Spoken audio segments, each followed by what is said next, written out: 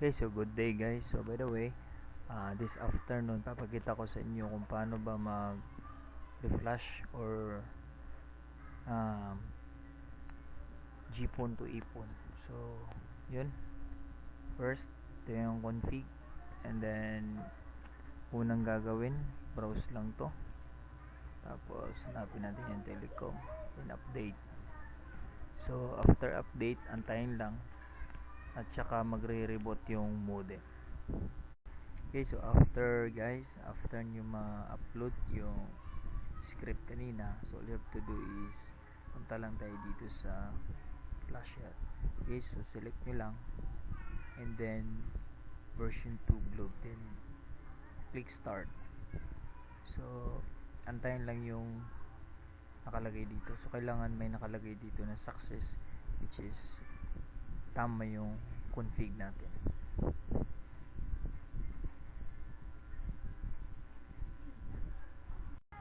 Okay, so after natin start, nag-success na yung so go to EPON na tayo guys. So before that, kailangan natin pumunta dito sa dito, i-on muna natin to before tayo mag-flash. So antayin lang yan guys na may lumabas dyan na success, which is tama yung nagawa.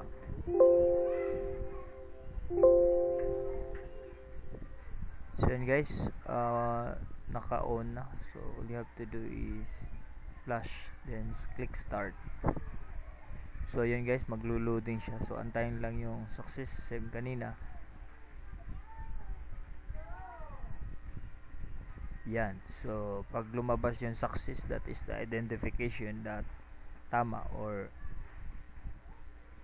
success yung flash natin. So off lang yung modem and then stop, then on ulit yung modem.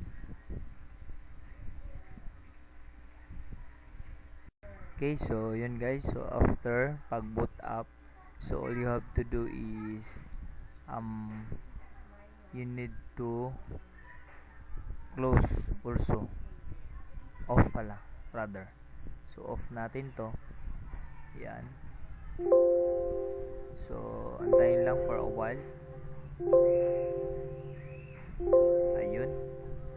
So pag nakita nyo yung off guys, pwede nyo nang i-close yan. Right after, pwede nyo i-try if papasok. So hindi siya pumasok kasi nga yung nasa tutorial is kailangan muna natin siyang i-reboot. Okay, so i-reboot ko muna guys.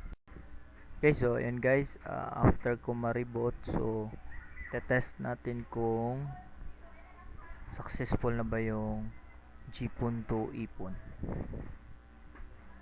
Yan, login lang. Okay, so kung makikita nyo, automatically boot up yung dashboard niya. So kanina, nung hindi pa natin nagawa yung reboot, so wala siyang boot up. So system information, device information. So ayan guys, from GPON to EPON. So that's all guys, and thank you.